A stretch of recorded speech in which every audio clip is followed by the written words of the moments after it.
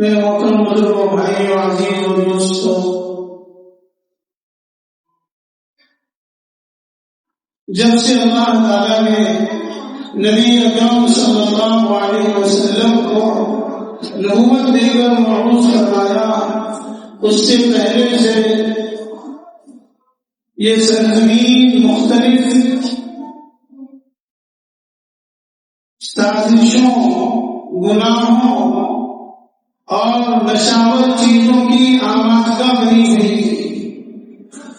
جس زمانے میں اللہ کے رسول صلی اللہ علیہ وسلم نے اپنے نبی ہونے کا اور اپنی نبوت کا اعلان فرمایا، اس وقت سرزمین عرب جہاں اور گناہوں میں مبتلا تھی اور بہت سی برائیوں کی آمادگاہ بنی ہوئی تھی، وہیں عرب کی سرزمین پر ایک گناہ بہت زیادہ، بہت کثرت سے ہوتا تھا، اور وہ گناہ ہے شراب نوشی کا، کہ یہ شراب عرب کی بھٹیوں میں پڑی ہوئی تھی۔ یہ شراب عرب اس کے بڑے دل عادت ہے، عرب بڑے دل و جان سے شراب کا فریبتا ہے۔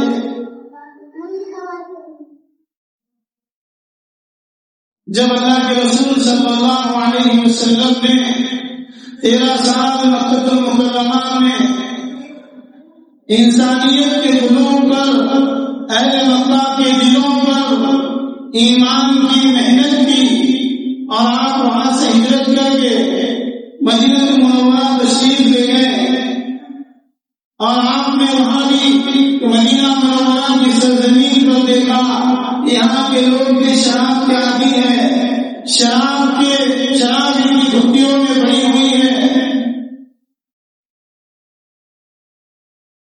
اور وہ زمانہ وہ تھا جس زمانے میں لوگ آپ سے شریعت کے بارے میں پوچھ رہے تھے، پوچھتے پوچھتے صحابہ نے آپ سے سوال کیا جس کو قرآن کریم نقل کر رہا ہے، یسألونک عن الخمر والمیسر، کہ لوگ آپ سے پوچھتے ہیں شراب کے بارے میں، جوا کے بارے میں، قمار کے بارے میں، نبی آپ ان کو جواب دیجیے، قل فیہما اثم کبیر، آپ ان سے کہیے یہ بہت گناہ کی بات ہے، یہ شراب پینا اور جوا کھیلنا ایسا ہے جیسا کہ اپنے ہاتھوں گناہوں کو مول لینا، وَإِثْمُهُمَا أَكْبَرُ مِن نَفْعِهِمَا، اور اس میں نفع سے زیادہ نقصان ہے۔ جو نفع ہے وہ تھوڑا بہت ہے کہ دنیا کے اعتبار سے انسان کو شراب میں نفع حاصل ہو جاتا ہے، اس کی عقل پر پردہ پڑ جاتا ہے، اس کو ذہنی سکون نصیب ہو جاتا ہے، وہ دنیا کی ٹینشن کو تھوڑی دیر کے لیے بھول جاتا ہے، یہ عارضی نفع ہے۔ لیکن اکبر من نفعہما، اس کے نفع سے زیادہ اس کا نقصان ہے۔ جوا میں انسان کو عقلی طور پر بے محنت پیسہ آ جاتا ہے، تھوڑے وقت میں زیادہ پیسہ آ جاتا ہے، لیکن اس کے نقصان دیر کا ہے۔ جس وقت آیت نازل ہوئی اس وقت بعض صحابہ شراب پینے شروع گئے، لیکن شراب مکمل طور پر، حتمی طور پر حرام نہیں ہوئی۔ ایک صحابی کے گھر پر ضیافت کا اہتمام تھا، جس طرح ہمارے یہاں زمانے میں دعوت کا اہتمام ہوتا ہے، اور دعوت میں دسترخوان کو وسیع کرنے کے لیے، دسترخوان کو سجانے کے لیے اور مہمان کو خوش کرنے کے لیے ہم کولڈ ڈرنکس کا اہتمام استعمال کرتے ہیں۔ اسی طریقے سے صحابہ کے یہاں، اہل عرب کے یہاں کولڈ ڈرنک کی جگہ شراب استعمال کی جاتی ہے۔ اب صحابہ نے وہاں کھانا کھایا، اور کھانا کھانے کے بعد شراب کا دور چلا، اور تمام نے شراب پی لی۔ ایسے وقت میں نماز کا وقت آ گیا، حضرت سعد بن وقاص رضی اللہ تعالیٰ عنہ کو امام بنایا گیا۔ حضرت سعد رضی اللہ تعالیٰ عنہ امام بنے، اور آپ نے نماز پڑھائی، تو نماز میں سورہ کافرون کی تلاوت فرمائی، جس میں آپ نے غلطی کر دی۔ اس غلطی کی وجہ نبی اکرم صلی اللہ علیہ وسلم کے پاس پہنچی کہ جس سے معنی تبدیل ہو گیا، معنی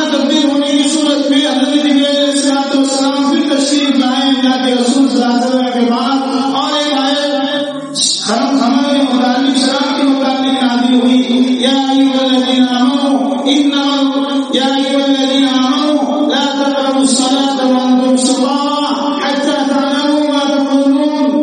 اے ایمان والو، جب تم نشہ کی حالت میں ہو تو نماز کے قریب نہ جاؤ یہاں تک کہ تم یہ کہہ سکو تم جو کہہ رہے ہو تم جان لو تم کیا بول رہے ہو. نشہ کی حالت میں انسان کو معلوم نہیں پڑتا میں کیا بول رہا، میری زبان سے کیا الفاظ نکل رہے ہیں. تو قرآن نے نماز کے وقت میں اس کو حرام قرار دے دیا. اس وقت بھی بعض صحابہ رک گئے اور صحابہ کی بات علم میں آ گئی کہ اب شراب حرام ہونے والی ہے. اور یہ اللہ کا دستور ہے، اللہ کا قانون ہے، اللہ کا ضابطہ ہے کہ جس چیز پر انسانیت فریبتا ہو اللہ اس کو ڈائریکٹ نہیں روکتے، حکمت سے مصلحتاً بتدریج رفتہ رفتہ روکتے ہیں. اگر ڈائریکٹ شراب سے روکتے ہیں کہ عرب میں صدیوں سے شراب پی جا رہی ہے اور عرب کا ہر بچہ شراب پر فریبتا ہے اور وہاں کی شراب بھی مختلف قسم کی ہوا کرتی تھی، کھجور کی ہوا کرتی تھی، انگور کی ہوا کرتی تھی، وہ بہت زیادہ نشیلی ہوتی تھی. اس لیے اللہ نے ڈائریکٹ حرام نہیں کیا، انسانیت کے جذبات کا اس کے احساس کا شریعت کا خیال رکھا، بتدریج شراب کو حرام قرار دیا. اب بعض صحابہ رک گئے، پھر کچھ دن گزرے کہ عبدالرحمن بن عوف رضی اللہ تعالیٰ عنہ گھر پر دعوت ہوئی اور دعوت میں شراب کا دور چلا. اب شراب کے نشے میں آپس میں تو میں ہونے لگی. یہ بات اسی طرح سمجھ لیں صحابہ معصوم نہیں تھے کہ نبی معصوم ہوا کرتے ہیں، صحابہ ہمارے جیسے انسان تھے، ایسے غلطیاں ان سے بھی ہوتی تھی. آپس میں جھگڑا ہونے لگا کہ کسی صحابی نے حضرت سعد بن وقاص کو اونٹ کی ہڈی اٹھا کر مار دیا جس سے وہ زخمی ہو گئے. وہ زخمی ہونے کی وجہ سے اللہ کے رسول صلی اللہ علیہ وسلم کے پاس مسئلہ پہنچا کہ فلاں نے ان کو ہڈی مار دی ہے، اس کی وجہ سے ان کا خوف میں ہے.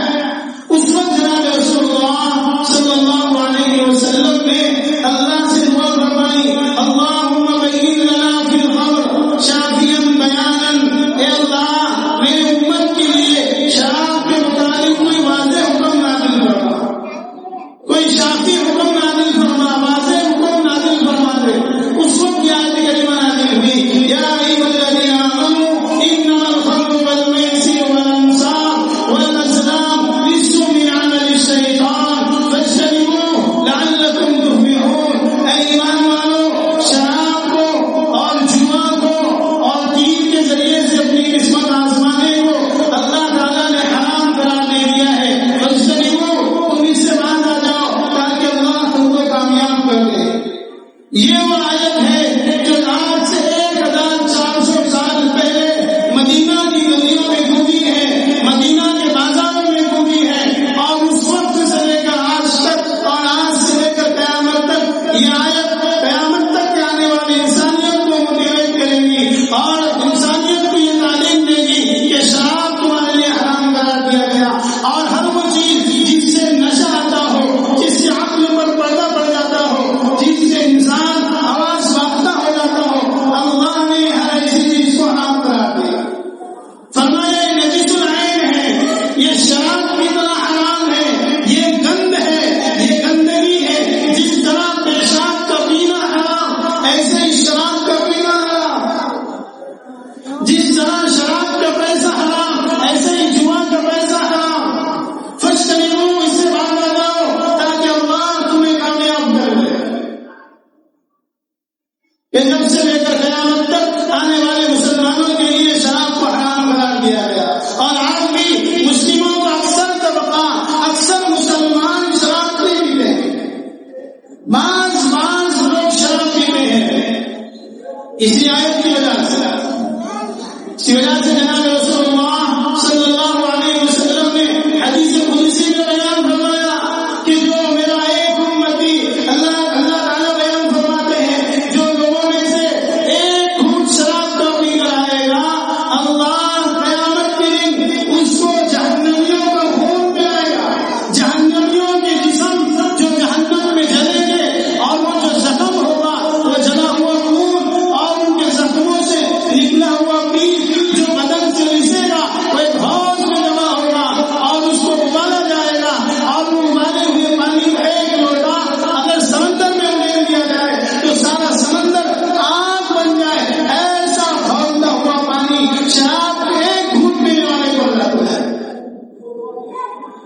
يتجرع ولا يكاد يصيبه ويأتيه الموت من كل مكان کہ ہر جگہ سے وہ موت کو پکارے گا لیکن موت بھی آئے گی، وہاں تو موت کو بھی موت آ جائے گی، اس لیے موت کا کوئی سروکار ہی نہیں ہوگا۔ اس لیے میرے بھائیوں، عزیزوں، بزرگوں، دوستوں، میرے نوجوانوں، آج انسان شراب کو اپنا دلی تسکین سمجھ رہا ہے، دل کا سکون سمجھ رہا ہے، روح کا سکون سمجھ رہا ہے۔ جس کا تعلق شراب سے ہوا، جس کا تعلق جوا سے ہوا، اس کی زندگی برباد ہو جاتی ہے، اس کی جوانی تباہ و برباد ہو جاتی ہے، اس کا عزت اور اس کا مال داؤ پر لگ جاتا ہے، اس کا گھر بار کاروبار داؤ پر لگ جاتا ہے۔ آپ نے دیکھا ہوگا کتنے شرابی کبابی جن کے خاندان والے مالدار تھے، جن کے باپ دادا مالدار تھے، لیکن جب شراب کی لت پڑی اور جوا کی لت پڑی، شراب کے نشے میں مدہوش ہونے لگے تو آہستہ آہستہ ساری دولت کھپ گئی، سارا مال لٹ گیا، ساری عزت داؤ پر لگ گئی۔ ایسا کرتے کرتے انسان کی زندگی تباہ و برباد ہو جاتی ہے، انسان کا تمدن تباہ برباد ہو جاتا ہے، انسان کی تہذیب تباہ برباد ہو جاتی ہے، یہاں تک کہ اس کی انتہا یہ ہوتی ہے کہ وہ بے ایمان دنیا سے جاتا ہے کہ شیطان جب تک اس سے ایمان کو نہیں چھین لیتا، اس کا ایمان سرد نہیں کر لیتا، جب تک چین سے نہیں بیٹھتا۔ میرے بزرگوں، بھائیوں، عزیزوں، روح کی غذا اللہ اور اس کے رسول کی یاد میں ہے، روح کی غذا اللہ اور اس کے رسول کے ذکر میں ہے، روح کی غذا قرآن کی تلاوت میں ہے، روح کی غذا اللہ کی یاد میں ہے۔ اگر اپنے جسم میں سکون لانا چاہتے ہو، اپنی زندگی میں اطمینان لانا چاہتے ہو، بے قراری سے بچنا چاہتے ہو، تو اللہ کی یاد کے لیے آنا پڑے گا۔ وقت صلاۃ الذکر، نماز کو قائم کرو، اس سے میرا دھیان نصیب ہوگا، میری یاد نصیب ہوگی، دلوں کو سکون حاصل ہوگا۔ اور اللہ کا قرآن کہتا ہے کہ جو میرے ذکر سے اعراض کرے گا اللہ اس کی زندگی کو تنگ کر دے گا، اللہ اس کی زندگی کو تنگ کر دے گا۔ باوجود ہے کہ وسائل ہیں، آسائش کے تمام اسباب ہیں، لیکن اس کی زندگیوں کا سکون چھین لیا گیا۔ یہ چیز کس نے چھینا؟ یہ اللہ نے چھینا۔ وہ منا ودان ذکری فإن له معيشة ضنكا، جو میرے ذکر سے اعراض کرے گا، میرے احکام سے رخصت کرے گا، یاد رکھو وہ میرا کچھ نہیں بگاڑے گا، وہ اپنا ذات بگاڑے گا، اللہ اس کی زندگی کا سکون چھین لے گا۔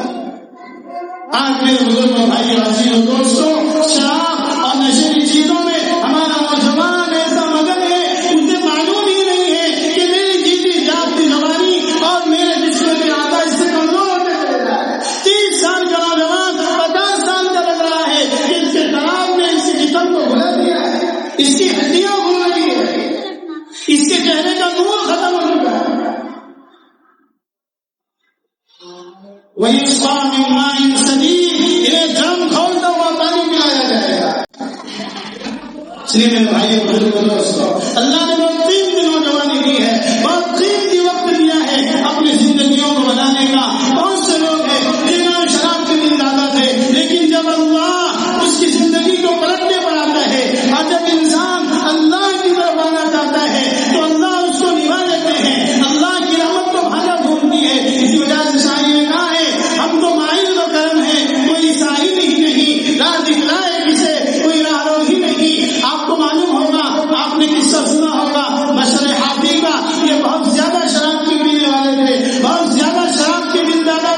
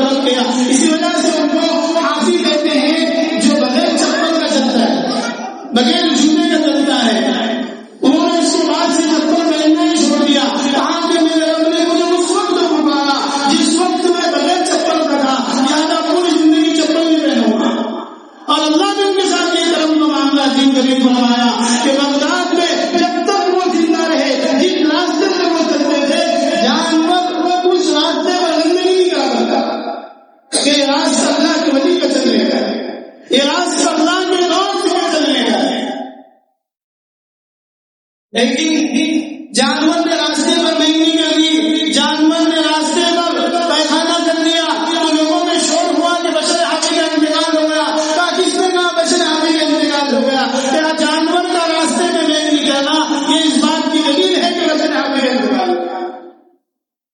میرے بزرگوں بھائی اللہ کی طرف آؤ، اللہ کے حکم کی طرف آؤ، اللہ کی طرف دوڑ لگاؤ۔ آج کے مسلمان، آج کے نوجوان دنیا والے دنیا کے ساتھ، امور کے ساتھ، یہود و نصارہ کے ساتھ اپنی ترقی دنیا کے اسباب میں ڈھونڈ رہا ہے، دنیا کے اسباب میں ڈھونڈ رہا ہے، عیش و آرام دنیا کی ترقی میں سوچ رہا ہے۔ نہیں میرے بھائی، دنیا کی ترقی میں انسانوں کا سکون نہیں ہے۔ اگر انسانوں کو سکون چاہیے تو اسلام کے دائرے میں آنا پڑے گا، انہیں اللہ کے احکام پر آنا پڑے گا، اللہ کی ماننا پڑے گا، جب انسان کو یہ سکون مل سکتا ہے۔ یوں ہی زندگی گزرتی رہی اور یوں ہی ہم نے اللہ کو چھوڑ کر رکھا تو موت ہمارے سر پر کھڑی ہے۔ روزانہ ملک الموت کی طرف سے کالندہ آتا ہے، انسان کے سر پر ہاتھ رکھ کر جاتا ہے اور کہتا ہے تیرا وقت ابھی قریب ہے، ابھی سمجھ جا، ابھی سمجھ جا۔ روزانہ قبر کا گڑا اعلان کر رہا ہے میں کیڑوں کا گھر ہوں، میں مکوڑوں کا گھر ہوں، میں وحشت ناکی کا گھر ہوں، میں المناک دردناک ایک مکان ہوں۔ اے آدم کی اولاد، مجھ سے میرے پاس آنے سے پہلے تیاری کر لے۔ اور آج ہے ہمارے گھروں کے دروازے 10 بجے کھل رہے ہیں۔ نوجوانوں میں کئی نوجوانوں وہ ہیں جنہوں نے ان کا سورج کو نہیں دیکھا، کئی دن ہو گئے ہوں گے جنہوں نے ان کے سورج کو نہیں دیکھا، سورج کی صبح کی شعائیں نہیں دیکھی کہ ان کی صبح 11 بجے ہو گئی۔ جب اہل دنیا آدھا کام کر چکے ہوتے ہیں، مسلمان نوجوان اپنی نیند سے بیدار ہو رہا ہے۔ شریعت کا مزاج ہے عشاء کے بعد فوراً سو رہا ہے، اور مسلمان یہ سمجھ رہا ہے کہ میری ترقی رات کو لیٹ سونے میں ہے۔ ارے یہ تو دو جس کی بیٹی کو اپنے گھر لے کر آئے ہو، جس کی بیٹی کو اپنے گھر کی بیوی بنا کر لے کر آئے ہو، اس کے بھی تو کچھ حقوق ہیں۔ وہ رات 2 بجے تک بستروں پر کروٹ بدل رہی ہے اور آپ موبائلوں میں مست ہے، یہ بندے کا حقوق ہے۔ قیامت کے دن جو بھی گناہ ہوگا وہ کالت بدل کر جائیں گی کہ راستوں پر، چوراہوں پر، نکھڑوں پر، راہوں پر یہ موبائلوں میں گیم کھیلا کرتا تھا، موبائلوں میں اپنا وقت ضائع کرتا تھا، میرے حقوق اس نے ادا نہیں کیے۔ یہ نوجوان بیٹے، یہ نوجوان جن کو ماں نے 9 مہینے دودھ پلایا ہے، 9 مہینے دودھ پلایا ہے، خود گلے میں سو کر ان کو سوکھے میں سلایا ہے، خود بھوکا رہ کر انہیں کھلایا ہے، خود پرانے کپڑے پہن کر انہیں نئے کپڑے پہنایا ہے۔ یہ نوجوان جب ماں کو رات میں سر دبانے کی ضرورت ہو، باپ کو گولی اور دوا کھانے کی ضرورت ہو، بیٹے کو موبائل سے فرصت نہیں، گھر جا ہی نہیں رہا ہے۔ جب باپ کی تھک کر انتظار کر کر دروازوں پر آ کے لگتی ہے اور دروازے پر جب آ کے رکھتی ہے اور باپ تھک جاتا ہے، اسے نیند لگ جاتی ہے تو بیٹا گھر میں جا رہا ہے۔ مسلمانوں یہ کہاں کی مسلمانی ہے؟ ہمیں تو تعلیم دی گئی کہ عشاء کے بعد جلدی سونا ہے، صبح سویرے اٹھنا ہے، اللہ کے عشق کو تلاش کرنا ہے۔ مسلمان نوجوان میں صبح 12 بجے ہو گئے۔ من تشبہ بقوم فهو منهم، جو قوم جس کو مشابہت اختیار کرے گی اللہ اس کا حشر اسی کے ساتھ کرے گا۔ یہ تو غیروں کا طریقہ تھا، یہ تو اسلام کے دشمنوں کا طریقہ تھا کہ وہ رات لیٹ سویا کرتے تھے، دن میں لیٹ اٹھا کرتے تھے۔ یہ مسلمان نوجوانوں نے اپنا فیشن بنا لیا۔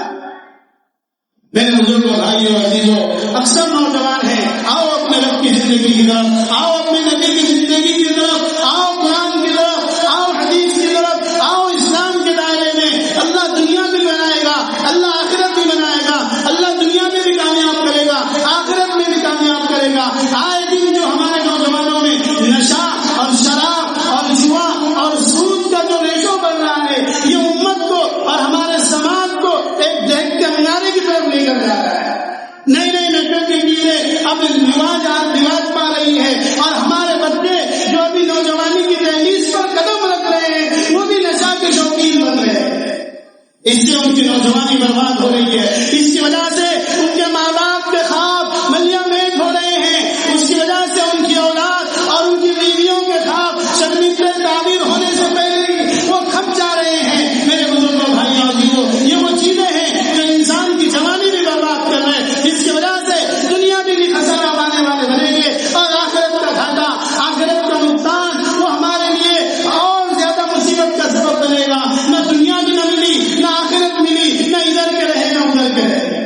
اس لیے اپنے نوجوانی کو کامیاب بنانا چاہتے ہیں، ہمارے پاس ایک ہی راستہ ہے اور وہ ہے اسلام کا راستہ، وہ ہے قرآن کا راستہ، وہ ہے نماز کا راستہ۔ اتنا بڑا محلہ ہو اور اس میں 20 نمازی آ رہے ہو تو مسجد کی صفیں بھی کہہ رہی ہے کہاں ہے رمضان کے مسلمان، مسجد کے پنکھے ترس رہے ہیں کہاں ہے رمضان کے مسلمان، مسجد کی دیواریں ترس رہی ہے کہاں ہے محلوں کے نوجوان جو بدر کی اذان ہو رہی ہے اور مسلمان اپنے بستروں پر ہے، عشاء کی اذان ہو رہی ہے مسلمان چوکوں چوراہوں پر ہے، اور پھر تذکرے ایران کے امریکہ کے، اس نے ایسا کر دیا اس نے ویسا کر دیا، اور ہم نے کیا کر رہے ہیں وہ ہم نہیں دیکھ رہے۔ اعمالکم انسان جیسے عمل کرتا ہے ویسے ہی اللہ کی طرف سے فیصلہ آتا ہے۔ اس لیے اللہ نے بہت مختصر زندگی مجھ کو آپ کو یہ آخرت بنانے کے لیے دی ہے، ہمیں دنیا کے ساتھ ساتھ آخرت کی تیاری بھی کرنی ہے تاکہ ہم دنیا میں بھی کامیاب ہو جائے، آخرت میں بھی کامیاب ہو جائے۔ اللہ مجھ کو آپ کو بے شک باتوں زیادہ عمل کی توفیق عطا فرمائے۔ باقی اللہ